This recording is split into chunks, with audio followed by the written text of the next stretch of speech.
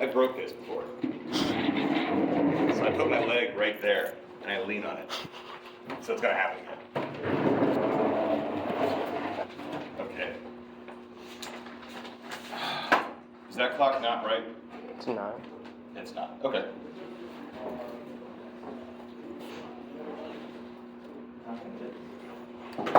So I recommend this movie all the time. Did anyone actually go watch it? Has anyone seen this? Okay. I just rewatched it. I've only seen it twice now. Saw it 15 years ago, and I finally watched it again last night. That is the most fucked up movie I've ever seen in my whole life. It's awesome. It is actually a horrifying movie. It's scary, but also psychological, and also religious themes done right, and it's French. There's an American remake. If you start watching it and just speak in English, stop immediately. I watched the first 20 minutes of it back to back, and I couldn't. Basically, this is a film that they spent time and care on, and then the American one was like, kind of felt like a cheap horror movie with like really stilted acting. You know what I'm talking about? Yeah. So watch this. Watch the French one. I'm going to tell you all what I tell everybody because it's what happened to me when I was told to watch the movie. There is a twist about halfway through, and you're like, you probably ruined that for me. You did not, because you will never ever see it coming. It's awesome. Yeah. Please go watch that. Oh, and don't have anything to do afterwards because you're not going to want to do it. Is it on like Amazon. Yeah. You'll probably have to spend $3 to rent it. Worth it. So good. I would show it in class, especially during the women of the medieval period because, well, you'll find out. But I feel like I would lose my job. It's pretty, yeah, even more. Okay. On that chipper note, how's everybody doing? Good. I'm glad you're doing good. Thank you. Everybody else not so great? outstanding? Outstanding. Excellent. I found out yesterday that the guy who runs the Acura dealership in Pooler is a crook. Well, Yeah, so you always hear about those people at car dealerships, or car shops, not dealerships. They're supposed to be fine. My car broke down in Savannah, so my starter was broken, and so I had it towed there thinking, because I have an Acura, thinking that'll be fine. 2 weeks later, I get a call to come up there, and he's like, yeah, your starter was busted, but so was your battery, so, and that's gonna cost the dealer, to have a dealer put a battery in costs $400. Batteries cost like $80. You can just put them in yourself. So I was like, nah, just jump it. And he goes, okay. And then I get out into my car, and the AC doesn't work anymore. And I was like, what's going on here? So then I turned my car off and turned it back on. When you know, it started right back up, so the battery's not dead at all. And I said, the AC's broken. He's like, yeah, well, it was dead when you got here. So, you know, I was like, are you saying that my AC was broken before I got here? And I'm lying about that? And he's like, I don't know. I was like, so your version of events is I'm driving around South Georgia in the summertime with no AC, just waiting for my car to have a worse problem so I can tow it here to try to sneak that one by you? Yeah, don't go to the Acura dealership in Pooler. That's the moral of that story. Okay, let's talk about Plato. As I said last time, so this is going to be a review for quite a bit of you. But it's really, really, really important to understand both what Plato is doing in very specific ways and also what Aristotle is doing, especially for the late period. So some quick background on how this all relates. Augustine and a lot of the early Christian thinkers in the medieval period are deeply, deeply, deeply influenced by Plato, right? So Augustine, as we're going to read it ourselves, Augustine famously said, had I not read and understood Plato, I would not have been able to have received the scripture. In other words, what he's getting at, and I don't want to get too far into Augustine, is it's the way in which Plato describes metaphysics specifically that allows us to understand the deeper complexities of scripture and the Bible and religion, right? This is, again, echoed in the works of Bonaventure, where he says that philosophy is the handmaiden to theology. Meaning, if you do not have philosophy assisting you, you cannot understand theology properly. Which is interesting, especially when we take into consideration more modern understandings of religion, where philosophy is often pitted as antagonistic towards it, right? And we are going to focus on that idea today, but like just to get an idea of how much you guys think about this. What are some of the reasons that people who are, we'll call them religious, although that might be insulting to actual religious people. What are some of the reasons people give for being antagonistic towards philosophy in a religious context? What are their issues? Yeah, all right. I think religion nowadays is a lot of faith-based, and when something doesn't align with what might be going on in the real world, they're like, well, we hinge on faith. We don't have to actually think critically about it. And when philosophy encourages that, it's literally, let's talk about why you believe what you believe, and we can't explain it when you get upset, and we'll lean on faith instead. Right, and what do you mean by faith? What does that mean exactly? Like, there is no explanation for it, you just have to believe. Right, so there's this idea that, are you going for the whole like God has a plan thing? Sure. Okay, right, so like there is a reason behind it, even if we can't understand it, right? And so we just have to trust in faith, etc., etc., etc. And then just don't worry about it. Yeah, anything else? Yeah. There's also in like the Bible, it said not to test God, don't question things, like if something is said, then that's just the way it is. And that's the exact opposite of philosophy, is questioning things and testing things. So Exactly. So today, we're going to get to this in a second, but that's kind of what I want to get to between the two of those things is exactly right. So in a lot of modern understandings of religion, people operate under what is understood as divine command theory, right? This basically means that something is good because God said so. Not, and here are the reasons why God said so. It's just because God said so. In other words, the thing itself isn't good at all unless God says so. And something is bad because God goes, that's bad, right?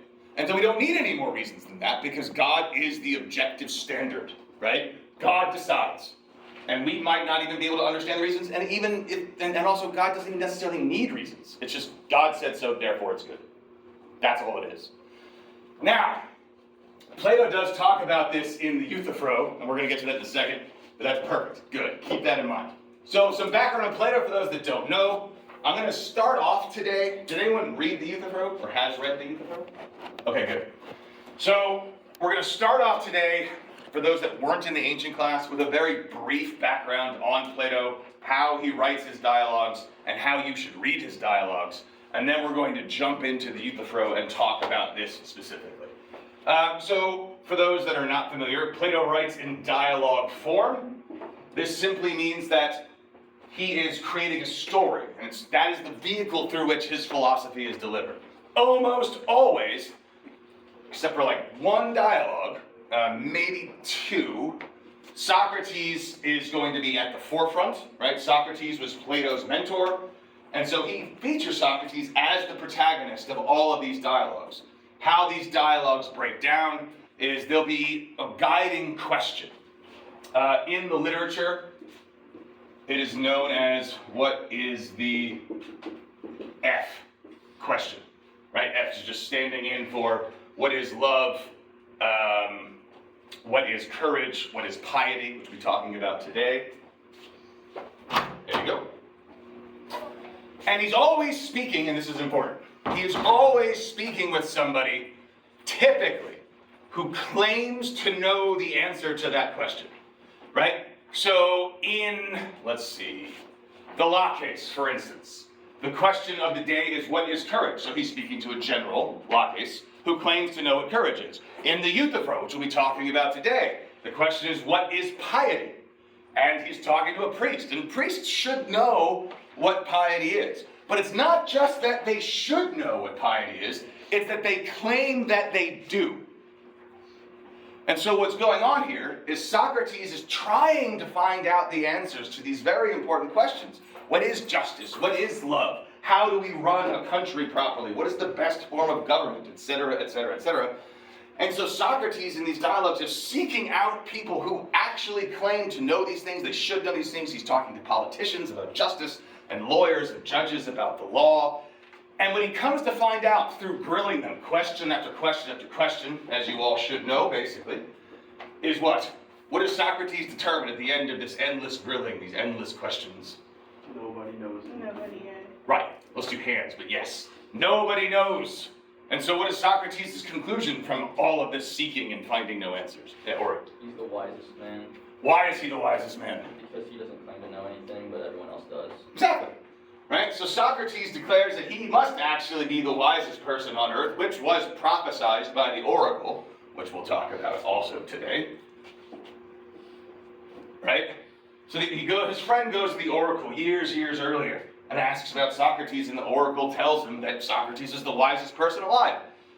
Socrates is like, that can't be true, because all these people say they know all these things. And from all of this questioning and going around, he finds out that that's actually not true at all. That they don't know anything. And he knows that he knows nothing, so therefore he's smarter than everybody else. Right? As I always say, it's like Socrates is at $0 and everybody else is in debt. Right? Even if I have a $20,000 credit line opened, but I'm $180,000 in debt, and you have $1 to your name but no debt, you technically are richer than me. So, where was I going with that one? Oh, right. So, that's the basic breakdown. Now, what's really important, what a lot of people don't know, and so I know that some of you have read the Euthyphro before, read Plato before, and if you were in the Republic class, that's a slip, the ancient Greek survey class, that definitely wasn't only a class about the Republic. Okay. By the way, has anyone not taken ancient yet? Raise your hands. You guys take it in the spring? There'll be 2 sections of it, just so you guys know. And we are definitely doing that again.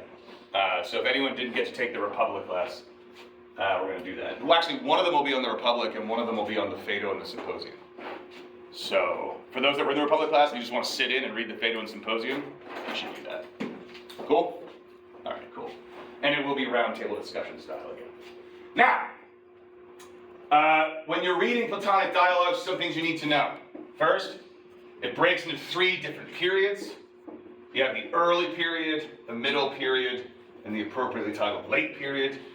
The early period, which is what the Euthyphro is in, also dialogues like the Apology, the Law Case, etc. All of these are going to be known as Socratic dialogues, also known as aporetic dialogues. This is a Greek word that simply means it ends in confusion. Right? So when you read an early dialogue like the Euthyphro, what do they determine is the answer to the what is piety question? What they land on? Nothing. No, they don't. Right? They go through 4, 5, if you're counting one and splitting it in half, but 4 basic definitions of piety they try out. Turns out they're all deeply problematic, and then they end up back where they started, and then Euthyphro goes, well, this was fun, and he just leaves. Right? So it seems like they don't actually get anywhere, but if you're reading a dialogue like that, you're not reading it the way that Plato wants you to read it. The goal of these aporetic dialogues is to confuse you, because most of the time when Plato has one of his characters offer up a potential definition for discussion, these are definitions that people have brought up in conversation before. For instance, in the Republic, when they're talking about justice, and he has a character say, justice is helping your friends and harming your enemies. That sounds like something people would describe justice as, right? You're helping the good guys and you're harming the bad guys and you're balancing the scale, etc. But there's deep problems with that definition. And so what these dialogues are trying to do is like offer up these sort of very commonly expressed definitions of whatever they're talking about, and then tear them apart, leaving you, the reader, with nowhere else to go, right? So basically, he's trying to get you into a state of aporia. He's trying to get you into a state of confusion. Now, why? Why would a philosopher whose goal it is to uncover the truth, and if we're in the 20th, 21st century, also seek clarity of thought, why would the goal be to confuse you? First, yes? I would say to kind of like open up your mind, kind of break down the biases and barriers that you may possibly have, and kind of get you to think about it and thoroughly digest what you're talking about. Yeah, exactly.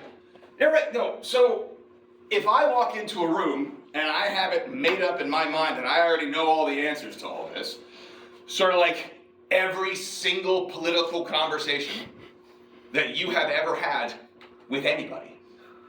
And here's the thing, you are also guilty of that. Unless you walk into a political conversation, you're like, I just don't know. Please educate me on all the important issues. Or do you go in like, no, I kind of know what's going on. I have my views. But if I walk into a room with that, think about that. Pick the political view that you care about the most, that you have the strongest convictions about. Everyone get that idea in your head. How open are you to the possibility that the other side might just know what they're talking about? Not at all. Which means you're not listening. Because you already made up your mind. Which means you are not open to any kind of conversation. More importantly, you're not open to the possibility that you might have no idea what you're talking about. Because you're right. Sort of like religion. Right? Everybody who is a religion, typically, even if they might be unsure, which is probably the right way to be, even those that are like, well, I'm just not entirely sure, in the back of their minds, they're operating on the assumption that while they may not be totally sure, at least they know they have the right one.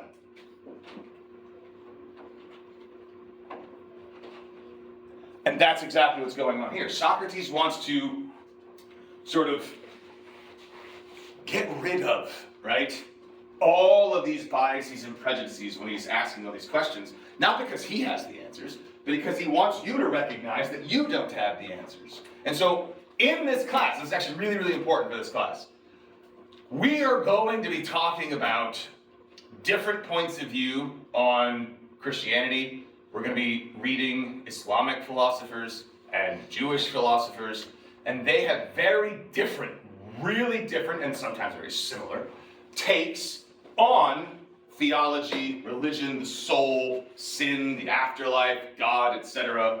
And so I need you all, because I've taught this class a few times now, so there's always some people that are very hesitant, specifically when we get into things that challenge their current understanding of religion, right? And I'm not just talking about reading the Islamic and Jewish ones if you're Christian, which is typically how it goes. I mean reading the Christian philosophers who are going to say things that challenge what you think Christianity is about. And so I want you to take a breath when we get there and think, just for a second, maybe they might know what they're talking about. But maybe they don't. The point is, we can't have an honest conversation about it if we don't rid ourselves of our prejudices and biases. And I know that that's difficult to do, but please try to do that. Socrates is doing that here. Augustine's going to do it as well. Boethius is going to do it.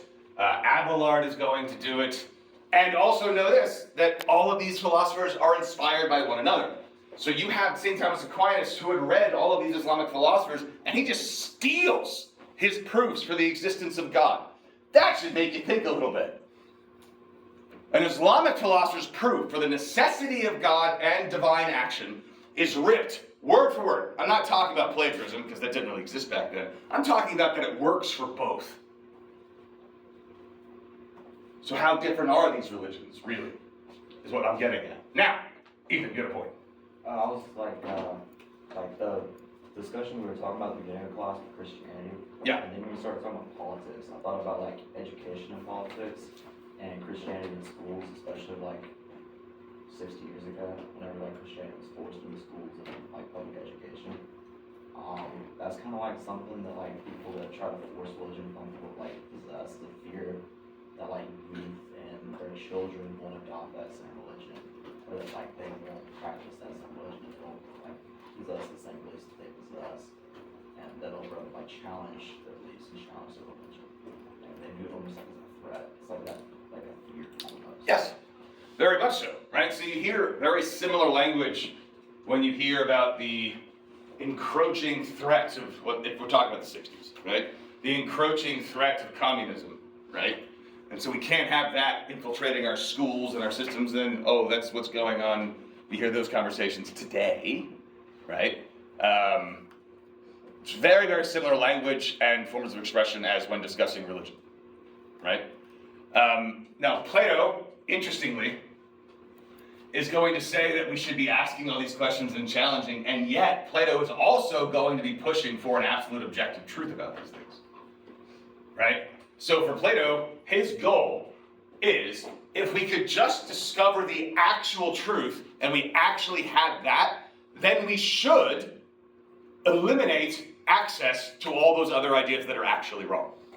Right? So Plato's a really interesting character in that sense. It seems like he's pushing for this absolute system of consistent and constant questioning, right? Never ever accept what the experts have to tell you, unless they're actually right. And that's the rub. Okay, the early dialogues are also called Socratic because they seem to be based upon comparing them to other writers who were writing about Socrates at the time. And yes, Socrates was a real historical person. The early dialogues seem to represent Socrates in its most pure form as far as we can tell, right? He's concerned almost exclusively with questions of ethics. Even the question of piety leads to a conversation of morality, right? He's not concerned at all with metaphysics. He's barely concerned with epistemology, aside from a sentence or two here or there. And the dialogues always end in confusion. When we get to the middle period, so here are going to be dialogues like the Phaedo and a bit of the Republic that we're going to be reading. Things become a sort of hybrid between Plato and Socrates, right? So Socrates is still the main character, and he's still acting the same way, sorta, but he's asking different kind of questions, and he's asking them in different ways. So when we get to the middle period, Socrates is no longer only sort of being the sounding board, so the other person in the early dialogues does all the talking and positing, and Socrates just tears it all apart. In the middle dialogues, we see Socrates suggesting hypotheses. He's like, well, what if the best form of government is something like this? I'm not saying it's true, but let's investigate it. So Plato sort of seems to have Socrates pushing an agenda, but doing so like one step removed from it. It's always sort of something like, someone told me once that this was the definition of love, let's talk about it, right? So he can plausible deniability, but you see Plato developing this thought as the basic, scholarly idea goes. And he's using Socrates as a mouthpiece, but still maintaining the sort of Socratic fashion of questioning and answering, slight modifications. And now he is sort of offering hypotheses, right? But he's also concerned with things like metaphysics, epistemology, etc. In the late dialogues, which we're not going to cover at all, just so you guys know, this is just pure Plato. Socrates ends up taking a back seat in a lot of these dialogues. There's completely different methodologies to how these conversations go. Still dialogues, but you just see the sort of transition and development of Plato's thought.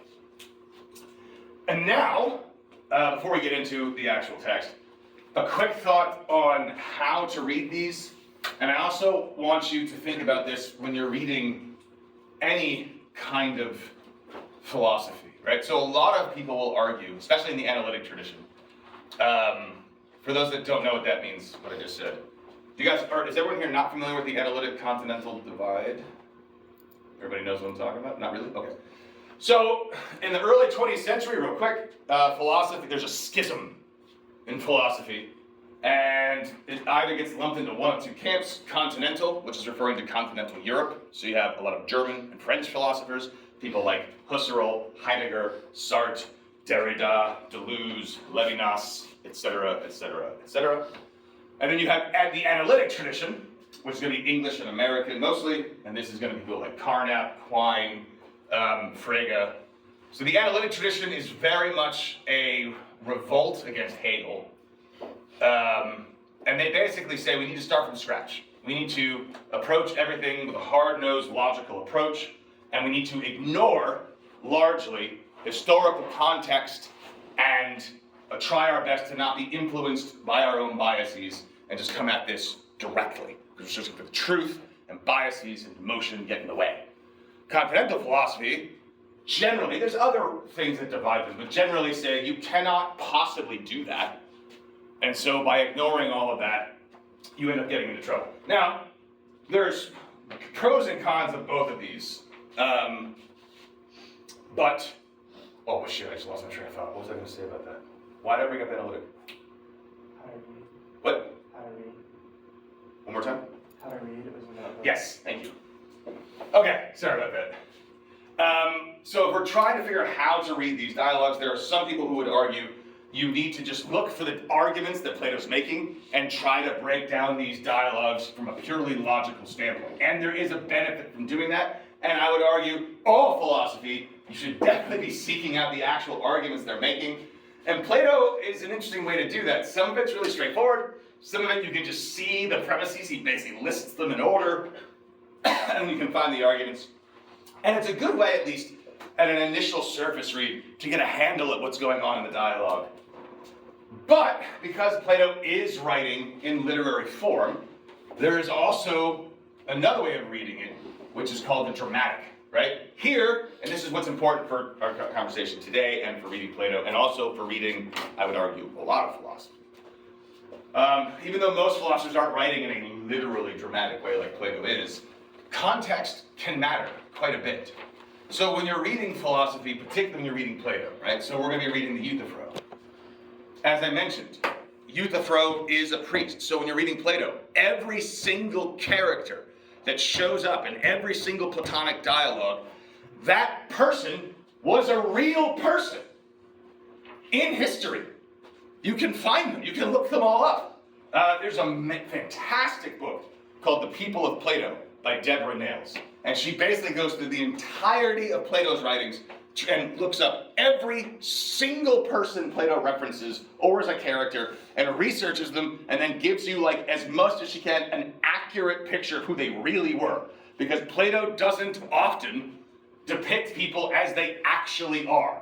Sometimes it's kind of like an SNL sketch, right? Like sometimes you'll have a character who's in real life just very stoic and serene and quiet, and then they show up and they're like bombastic and loud and garrulous, and you're like, that's what is going on. And if you don't know who that person is, you're like, oh, that's just the person. But if you were reading that in ancient Greece, right, it would be like if there was a sketch about Joe Biden and he was talking a mile a minute while running track, right? You're like, well, that's not an accurate portrayal of what's going on. And so the question you have to ask is, what's the goal? Why is Plato portraying these characters the way, and the only way you can have any insight into that is to know who those people were in real life. So like in the Meno, he's talking to Meno about virtue. And he's saying, you, of all people, I should be asking you about virtue. Now that's kind of a strange thing to do, because Meno was one of the most corrupt individuals ever. And so asking Meno about virtue would be like asking Jeffrey Dahmer, right, about whether or not we should kill people. And you're like, well, have you guys seen the show yet on Netflix, Signs of a Psychopath? Holy shit. It's kind of cheesily done, but it's got real footage in there. The people that, you should watch it. Watch the first episode. I'll tell you what it's about. A mom finds her son's severed head in a bucket in their basement. It's a real story. And then they arrest the girlfriend, who definitely did it, and she's just in the interview and just explaining everything she did. And you're like, Jesus Christ. No remorse, no emotion. Yeah, go watch it. So between that and Martyrs, you guys have a great night. All right, so when you're reading Platonic dialogues, every character, ask yourself, why this person? Also ask yourself, where are they in the dialogue? All that stuff matters. The setting matters. Whether or not it's a first-person narrative, like it just starts, or it's somebody telling a story about Socrates. Now, for those who are in the ancient class, why would it matter who the narrator is?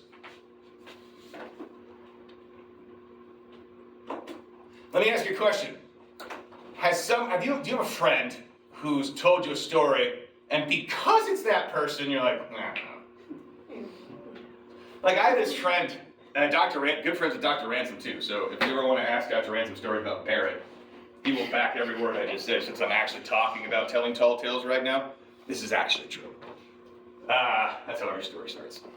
So, Barrett is a friend of ours from Memphis who, he would tell the most insane stories. Like, I'll give you an example of one. One time, he told me when he was back home in St. Louis for the weekend, him and his buddies got arrested, and it was in the drunk tank for being drunk, and the drunk tank was overbooked, so they had this outdoor fenced-in area where the fence was 12 feet tall, like a like a basketball court for inmates, basically, is how he described it. And he's like, yeah, and then when they weren't looking, we just climbed the fence and escaped. And I went, no. No, I don't think so. Because they don't go, ah, shucks, they got away. Like, if you escaped from jail, you'd be going to prison. That's just how that works. But for every story that's like demonstrably false, he'll have these other wild, insane things that he's done that I know he did because I was there and watched him do it. But the point I'm making is, whenever Barrett tells a story, you just go like, I'm not sure this actually happened this way. Like, there's just no way. Thank you. Okay. So, if you're reading Platonic dialogue and someone says something like, yeah, do you remember that time 30 years ago when Socrates was at this party? And then they tell you all about it? What should be the first thought in your mind? Yeah, or? Are you sure? Yeah. It's like, how do we know that they're recalling this correctly? Right? This is something that you, and one of them, my favorite, is like, two guys are talking, and they go, hey, I ran into this other guy who said that he was at a party 20 years ago, and this is what Socrates said. And you're like, so this is already secondhand information by someone who's recalling an event from 20 years ago. But Plato writes that in on purpose to be like, huh? Right? And it's just to get us thinking. So always be questioning and always ask yourself when reading any philosophy, what is the context in which this is being written? Same thing with medieval philosophy. With medieval philosophy, there is a context in which all of this is being written, which is the Middle Ages. That is deeply influential on how all of these people think. As I said, this entire class is all God all the time.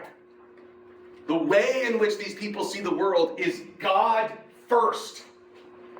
It's not like you say, like, oh yeah, like people do today. There's a massive difference between the way people identify themselves religiously today and the way that they did back then. Today it's like, hi, someone's like, my name's Tony, I'm a student at Georgia Southern, I'm a Christian, and I really like football.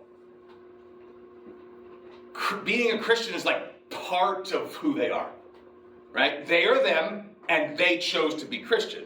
From a medieval perspective, it's like, no. It's all, imagine you are looking at the world through Christianity goggles, right? It's not a part of who you are, it's how you experience the world. That is a radically different way of thinking.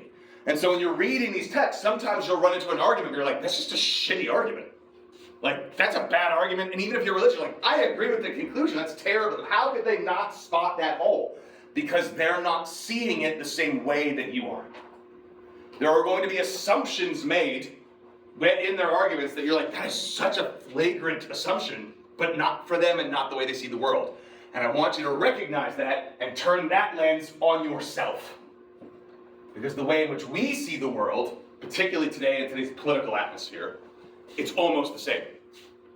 We refuse or simply can't see the world any other way than the way we see it, and it's baffling to those outside of that perspective. You ever have someone, I don't know if you've ever had this, it happens to me all the time, but you're arguing with someone, and then they look at you, like about politics, they look at you like they just don't understand, and you're like, how can you not understand? It's so obviously true, and they're like, no, I literally do know the words you're saying, but like, I don't get it. Because they can't, because they don't see the world the same way. Same thing here. Does that all make sense to everybody? So just prep through Plato. Okay, now, that's your background. Let's do some stuff in the Euthyphro. Immediately, I should put something out there and express my own biases when it comes to Plato.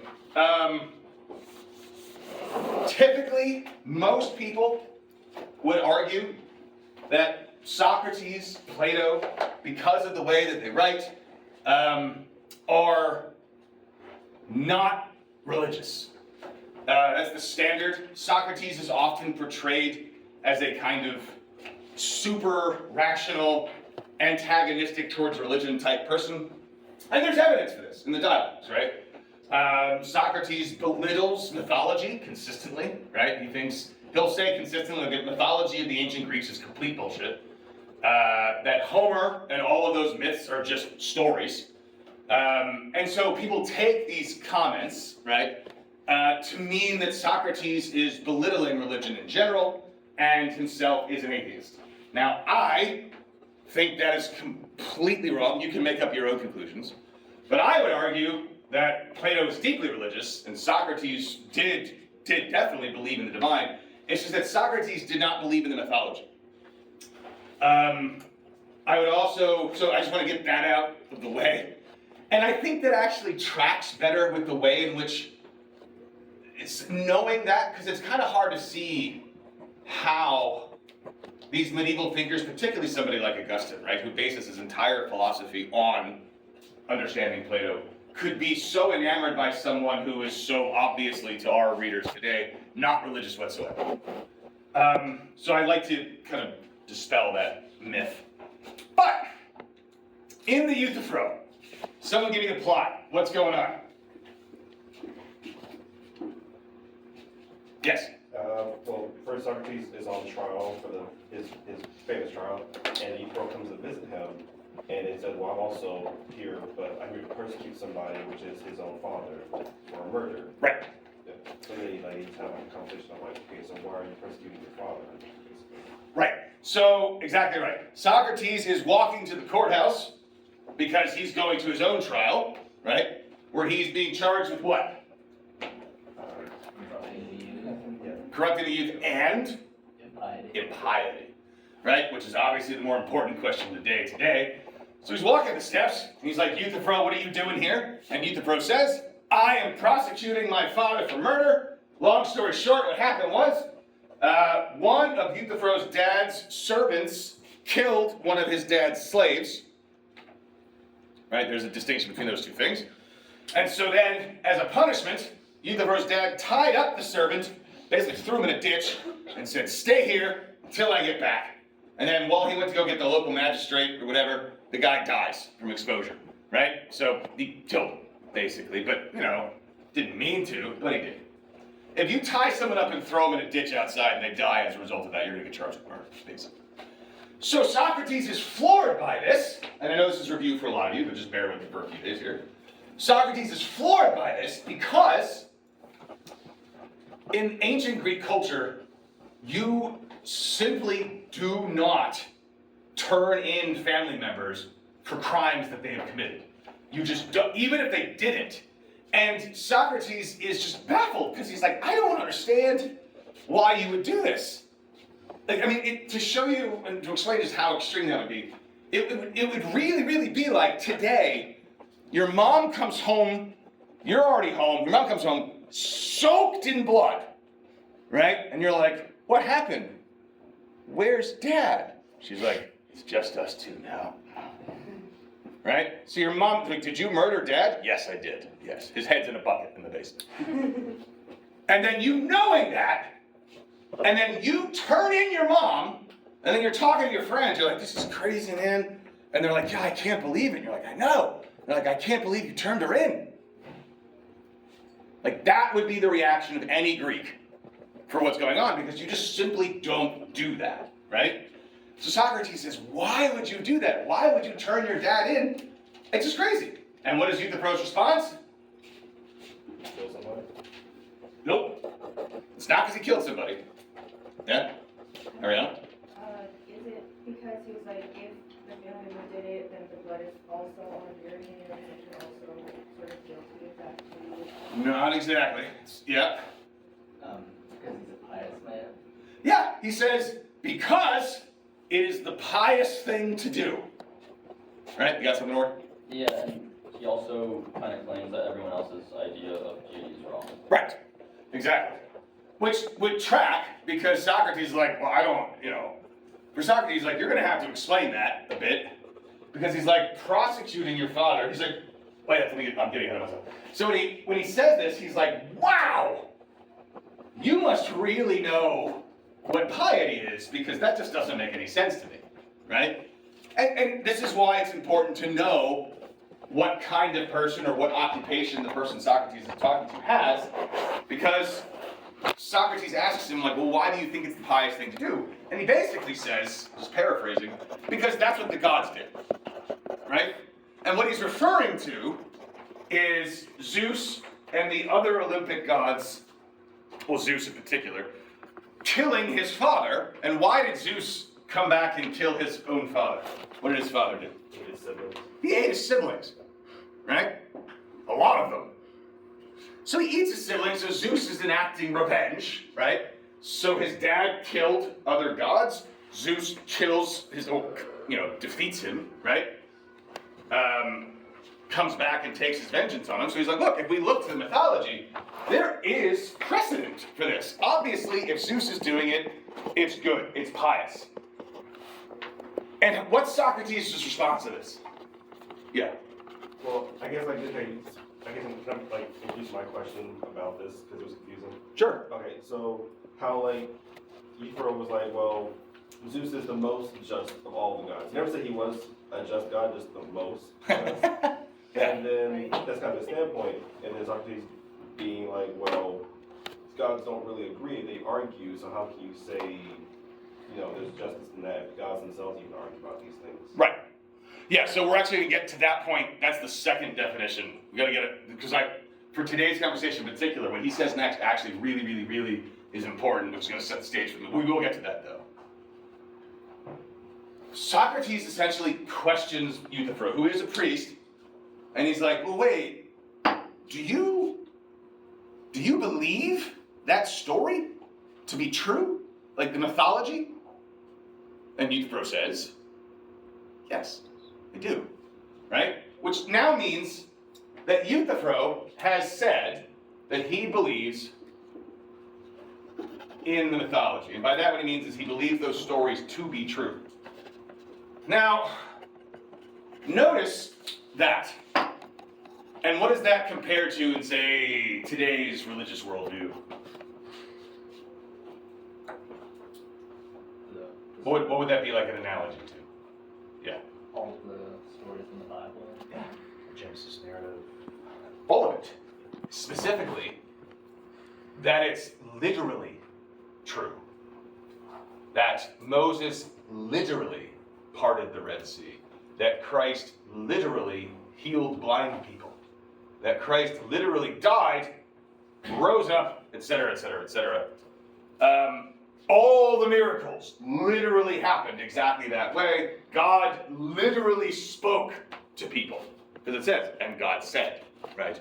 Or people say and they turned and saw God's face, or God's back, or God's whatever, hand. So there's all of these passages in the Bible where people take these things literally, and that's potentially problematic. As we're going to see, one of the main things that we're going to be talking about throughout this course is the problem of scriptural interpretation. How are we supposed to interpret these stories? How are we supposed to interpret these books? Because there are two distinct camps today. There are people who think that we ought take the Bible to be the literal word, and anything that's written actually happened exactly as it's stated, right? The universe literally created in 6 days. All of it, right? No such thing as evolution, because it's not in there, etc., etc. And the other camp of people are people that think that we ought to interpret the Bible allegorically, right? That it's not saying that the words on that page are not true. What it's saying is, we need to interpret it. We need to do work to uncover the truth of those words. One of the main themes that we're going to cover is this idea that truth cannot contradict truth. If Scripture is true, then it has to line up with logic, which is true. If we have a reading of a passage that does not jive with logic, one of two things has happened. Either we fucked up our logic, and we have a premise that's wrong somewhere in the mix, or we didn't interpret the scripture properly. Truth cannot contradict truth. Right? So for those that are reading the Bible literally, they have a bit of a problem on their hands, which is what? I'm not even talking about miracles. I'm not denying the possibility of miracles. I'm saying if you read the Bible literally, what problems will you run into time and time again? Contradictions. There are 2 different Genesis stories. What the hell? It's like the first thing. Okay. So, if we do it allegorically though, it allows us a whole lot of wiggle room, right? And we're not denying the truth. Here, Euthyphro is like, no, I believe every word of the mythology. Well, now, that allows Socrates to use all of that against him. Now that he is, because it's not like Socrates is saying, oh, these myths are so dumb. There's no way these happen. Euthyphro said, I believe in it. And now Socrates is like, look, I'm not even talking about what I believe. Let's talk about what you just said you believe, because there's some issues, right? Which is what you said, right? So, the issue here is he's like, I believe in mythology, and in mythology, Zeus does this, therefore that's what piety is. Now, so he gives them this definition of piety. Definition 1 is, piety is, ... prosecuting your father for murder.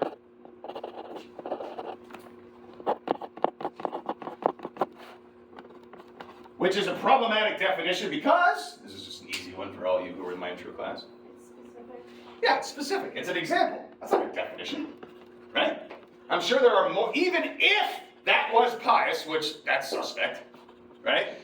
Could be. It's only definition. So I'm sure there are other pious things out there aside from this. And if we don't know what piety is my favorite part. If we don't have if all we have is an example, and we don't have a definition of piety, what can we say about this example as to whether or not it's pious? How would we know that that's what piety is if we don't already know what piety is? Wouldn't have to know what piety is to know if this is a good example of it? And that's the problem. So he revises, and we get to definition 2, which is, what? You said it already? That Zeus is the most just God of all. After that? Oh, that's what Socrates or what? No, so yeah, when you said it earlier, you said that upon which the gods agree. But that's a problematic definition if we're basing it on the mythology, because they don't agree on anything. Which leads us to the main thing we're going to talk about today in the next 15 minutes. So basically he revises this and he lands on a more generalized one, which is piety is that which is loved by the gods. Which leads Socrates to ask what he means specifically by that, right? He's like, do you mean, when you say piety is that which is loved by the gods, do you mean that, right, a thing is pious because the gods love it?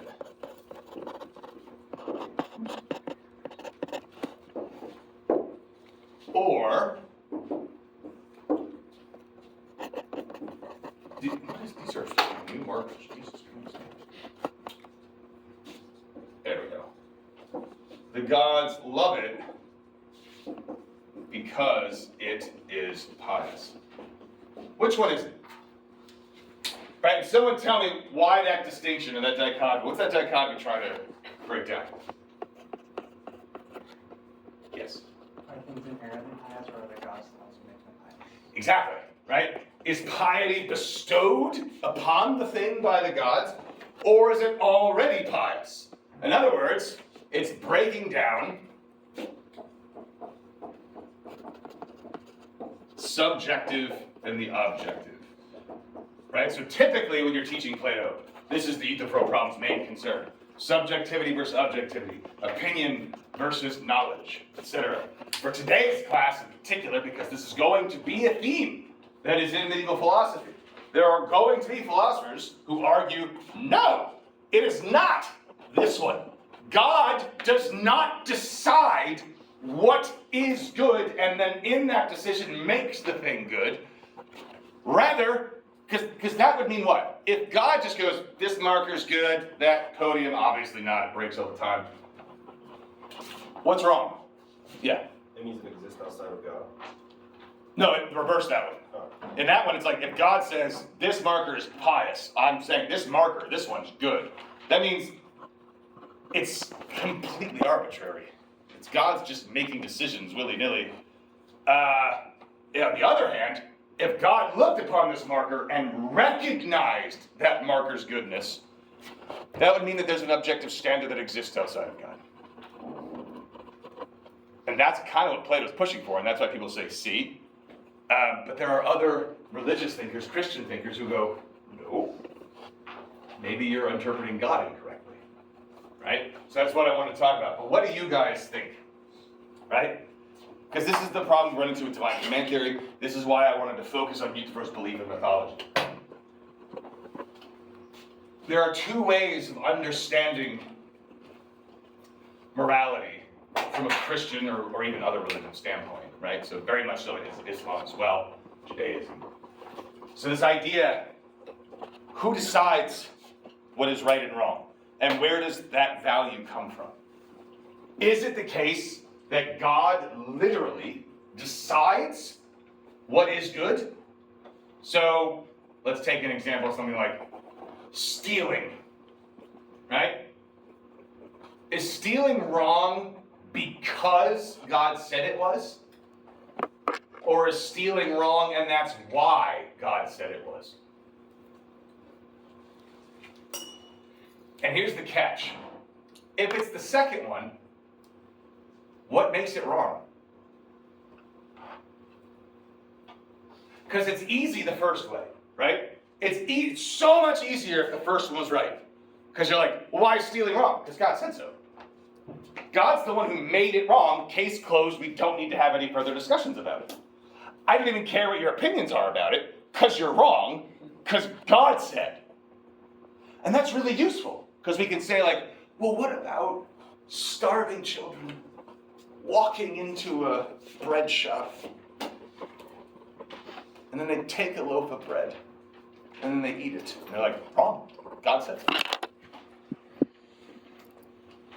But if we go the other way, we're like, well, in that instance, obviously, it's not really bad because starving is worse, and so we shouldn't hold that child who's starving morally accountable because, exception to the rule. But what happens once you allow one exception to the rule? I don't think anyone in here would admit publicly that we should not feed starving children. Some of you probably think it, I know it. Statistically speaking, two of you are cold. I hope it's only two. Actually, where do we stand on the feeding starving children? Just trying to get a pulse of the class. Right, but what's the problem? If we say like, no. Look, Aristotle's right. There's a context for everything. And so in the instance of the starving child taking a loaf of bread off the cart and eating it, obviously that's not morally wrong. What's the issue? Yeah. Morality becomes subjective, right? Exactly. Morality becomes subjective, right? So give me an example where that could go horribly awry. No pun intended. Within Christianity, Go ahead. a belief in God, a belief in the ultimate good. Uh-huh. Plato, right? Yep. So, if you have that kind of deity, you have to have an objective morality behind it in order for that God to make sense and to actually follow it, right? Yep. If it's subjective, all that falls apart. Exactly. Based on situations. Exactly. So, for instance, have you guys ever watched like a crime show, like Law and Order or something? And there's someone always gets killed, right? What reasons do people give for killing whoever they killed? Revenge, right? They horribly wronged me.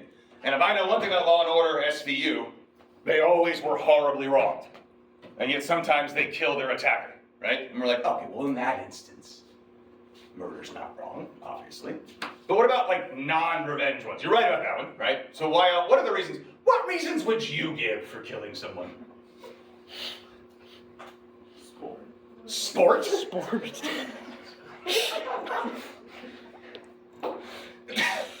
You should probably take my philosophy of sport class. I think you would have a lot of excellent contributions. Yeah, you read, the most dangerous game, right? You're like, that guy's got it figured out. Sport. Okay, what other reasons might you give for killing someone? Yeah. Self-defense. Self-defense, okay. Be creative here. Control, like a sense of control, because a lot of serial killers have past trauma, and so it's a way for them to, like, if a certain woman like triggers something or whatever, then they're like, well, I am justified because of what happened in my past. Exactly. What else we got? Yeah. Because they wanted to. Right. How about money? They had it, I want it, didn't have it, they're dead, now I have it. Right? Or past trauma. Or even that one, right? Think about this. You used the exact right word. You just justified, not like this serial killer guy, obviously we're gonna look at that and we're gonna go, whoa, no. But then there are people who go, but look at the horrible childhood they had. And what are they doing? They're justifying it. Because we can. Because all we have to do is just create an explanation as to the actions, and since it's subjective, everybody has all their reasons for their actions, and that's how we get these arguments.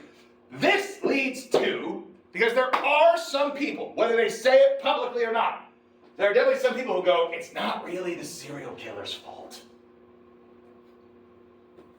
Which means that person is effectively saying, when you say, yeah, no, it is, they ate them. They're saying, well, agree to disagree. Which my mentor said to my face, quote, is evil. And when he said that to me, I didn't understand what he meant by that until you start talking about morality. Right? If we're agreeing to disagree about whether or not Post Malone wrote the most vapid country album that ever existed and released it last week. Have you guys heard it yet? That was a country album? Post Malone released a full-blown country album called F1 Trillion. Yeah, I saw that. As in the pickup truck. That's what that is. That's what he's talking about. Now, I listened to the whole album, track for track, because I like to know what my enemies are doing. And I have to tell you, it's catchy as hell. Utterly soulless.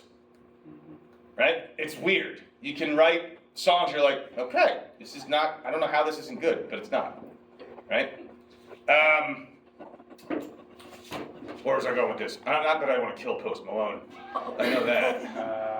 Your mentor telling you something is evil. Right. So if we're going to disagree about that in particular, right? That's not really evil, that's just a disagreement. But if we're saying like, okay, well, morality too is just a matter of subjectivity, well then that would mean, this really means this. And I really need you guys to recognize this because this is the problem that Plato comes up with, and this is the problem that exists throughout the middle period and even in philosophy today. We get to Kierkegaard, Nietzsche, and all these people. Because Nietzsche is arguing that there's no such thing as objective morality. That we decide. We are the ones that ascribe the values of good and bad and good and evil to actions and people and things. If that's true, Plato argues, now Nietzsche has a different explanation for it, but that's a different class at a different time. Plato's worry, specifically, is if morality is just this, if morality is a matter of subjective belief or opinion, then you have no ground to stand on to tell someone they're wrong. You can say you disagree with them, but that's very different than saying you're wrong. And that, Plato thinks, could be an absolute disaster. Like, for instance, if morals are just a matter of opinion, then that would mean when someone says, I feel like we should kill toddlers ritually on Saturdays. Right? Have you seen them? They have it coming. They're up to something. And you go, no? And then they go, well, you like Cheerios, I like killing toddlers. It's just, we all have our faults, right? And so, but then there's nothing for you to say, because you'd be like, no, you're wrong. Oh, on what grounds am I wrong? Well, because killing kids is wrong. Well, why? I thought morality is just a matter of belief and opinion. It's very different than saying 2 + 2 = 5. You're wrong. Why? Because I said so. It's like, no, because you can prove it, you can show it. This is how math works. Or if someone moves a chess piece like a checker, you're like, no, that's wrong. Why? Because that's not how chess works. There are rules, and you can show them, and when we accept that, that's it. But if morality is just a matter of opinion, then someone who believes that the Nazis were onto something, and you're like, I don't know about that, and they just go agree to disagree, and that's it. That's the end of the conversation. Because you're like, I guess to each their own.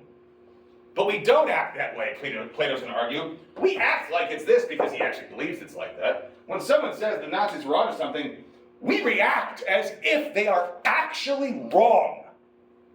They're incorrect in their assessment of the situation. And the only way you can make such strong claims is if you are acting under the belief that there is objective morality. If morals, from a religious standpoint then, if morals are just decided by God and there's no logic backing it, then that means that God can just change God's mind whenever God wants to, and also could lead people to believe that God just sort of decides things. And when you read the Bible, God tells people to do things that he specifically told everyone not to do. Do not ever break any of my commandments. Go kill all those people.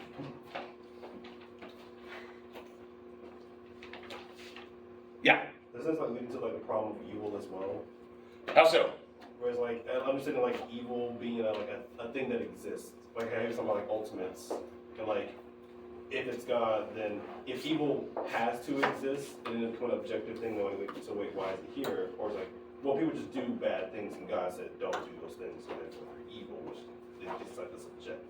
Yeah, so we're going to talk about that quite a bit. I mean, as early as Augustine. Augustine, I won't get too far into it, but Augustine does actually question the existence of evil, right? Because you are right. For him, it makes no sense that an all-good, all-powerful God could cause evil.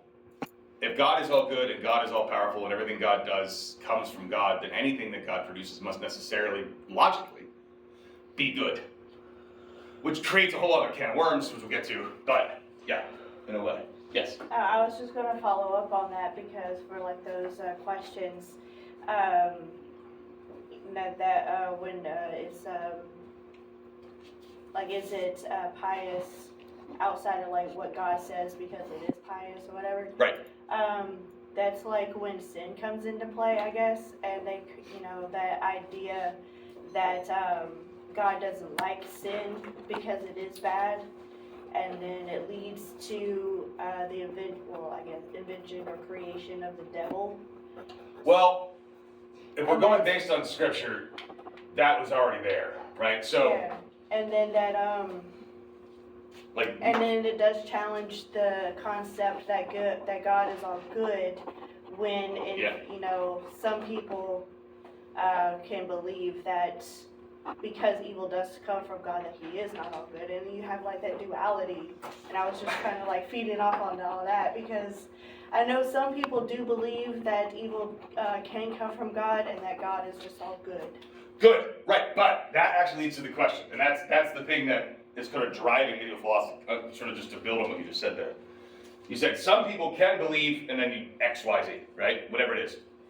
The goal of the medieval philosophers is to get rid of all of that approach. So the philosophers of the medieval period are using philosophy to do exactly what Plato wants us to do. Plato wants to say, we have to stop saying, I believe these things, and get to the point where we can say, I know these things. And so what the medieval philosophers are doing, like, we are going to use philosophy to come to logical, irrefutable conclusions about the theology we're talking about. So then when someone says, well, my take on it is that, God allows evil things and therefore God's evil. And they can come back and say, no, here's my logical argument and proof as to why your belief is as incorrect as thinking 2 + 2 = 5.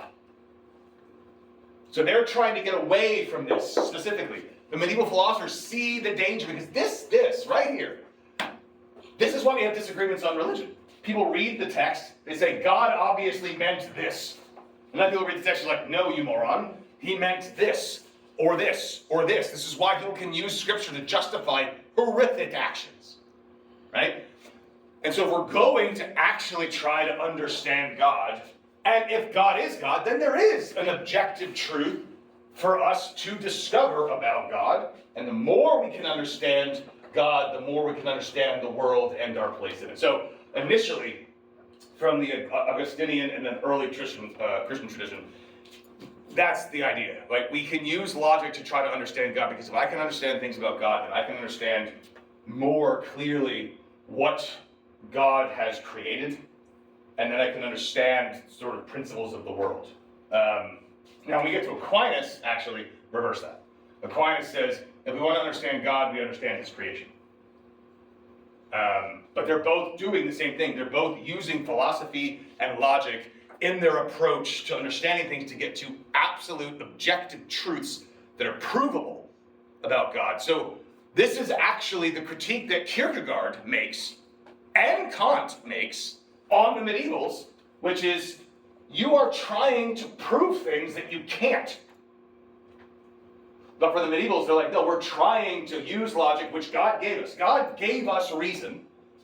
And so we need to use that reason to understand things definitively, which is, again, what's happening here. We're trying to understand the definition of piety. So if I can understand things definitively, and I can really break that down and explain it to people, then we can avoid this problem. We can avoid all these conflicting beliefs and views that sort of get us into trouble and confuse us, because we'll understand the objective truth of it. That's what the medieval philosophers are doing. And it's directly a response to Plato's call to action here, because Plato sees this. I mean, the Euthyphro is a fun, light little dialogue, right? And then from here, they go, well, maybe piety is serving God, right? Like justice. And that argument gets broken down because, naturally it's just like, well, are we serving them like slaves? Well, that would mean that they're dependent upon us, or if we're serving them or looking after them like parents, that puts us above. So now the way it works, and then it just ends, right? It's a very quick little dialogue, it's over. But this question, which has been throughout history known as the Euthyphro problem, think about that. There's a myriad of definitions that are offered. There's so much going on in Euthyphro, just like there's so much going on in every dialogue. But this is known as the Euthyphro problem. This is a massive problem. Are our morals subjective? Do we decide? Are they arbitrary? Or are they objective? And if we're talking about God, this is horrifying. That would mean that God could just get pissed off and blow up a city because he was sad that day. Or God could say things like, murdering children is wrong on Tuesday, and then on Wednesday go, actually, today it's good. And then it would actually be good on that day. Let me ask you guys a question. I asked this to all the classes. If God said, and it's really God, so none of this devil bullshit.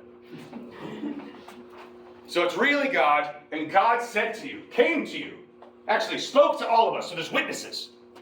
So you know you're not crazy. This thought experiment, right? If God actually comes to you and says what I'm about to say, seek help.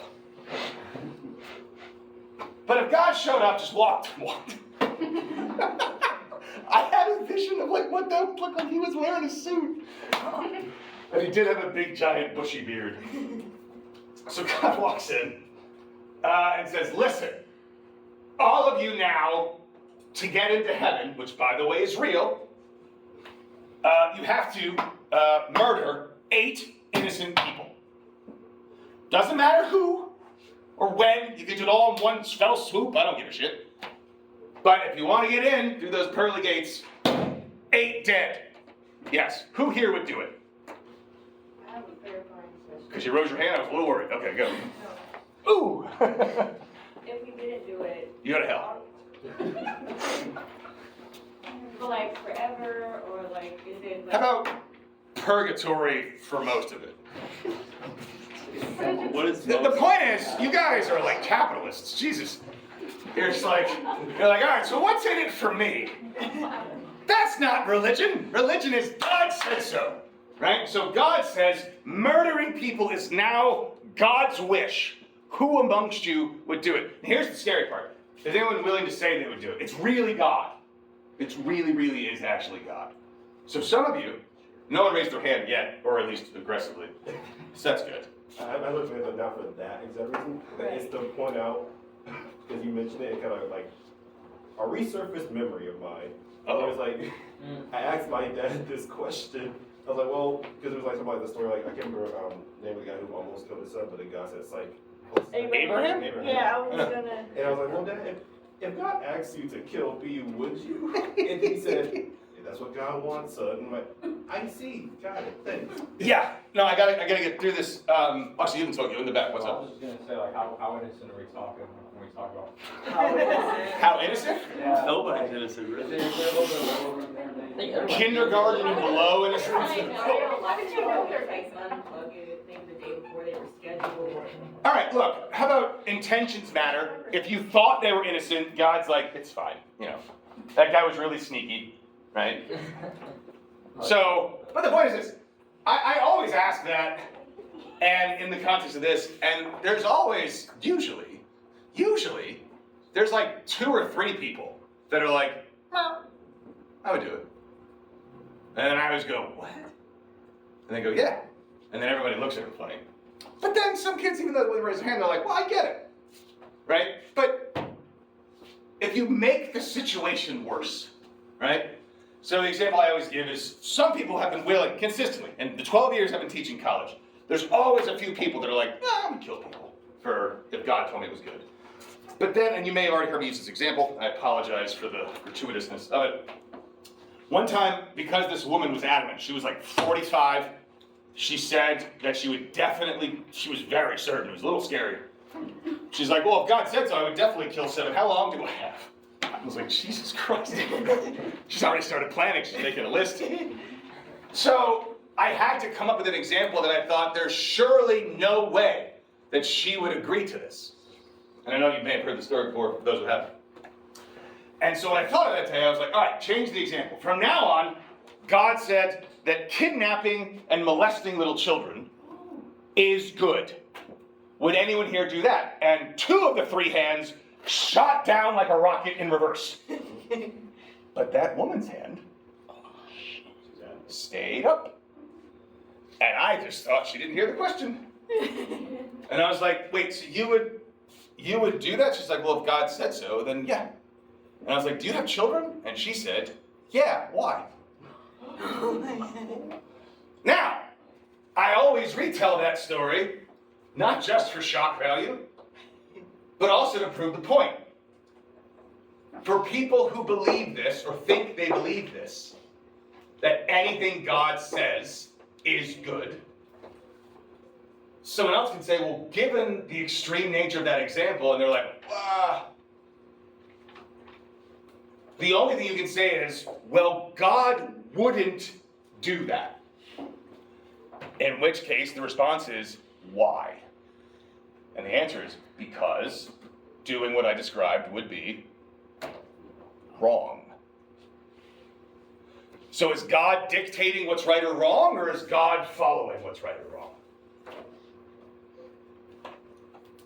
Because if you think, well, God wouldn't do that, that would mean there's something that is preventing God from just arbitrarily saying, yeah, today that's fine.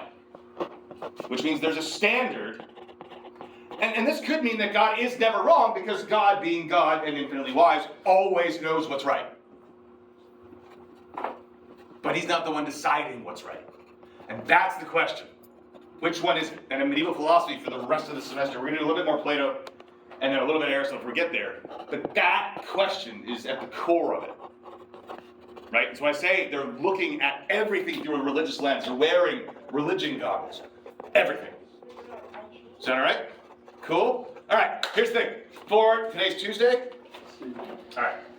On Thursday, I want you to read, I kind of highlighted the passages, or I told you which passage to read in your syllabus, right, for the Phaedo.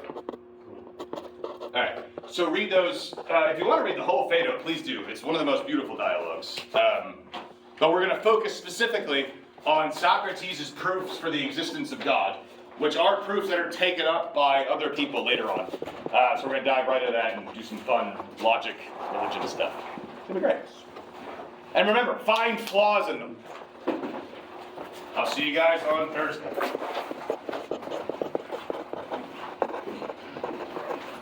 Have you guys started getting random texts about political parties, like through your friend? Yeah. I just remember the text that was like, what would you rate Donald Trump? Yeah, I got on a scale that of one. 1 to 10, and I'm like, looks wise or? I responded, that's it.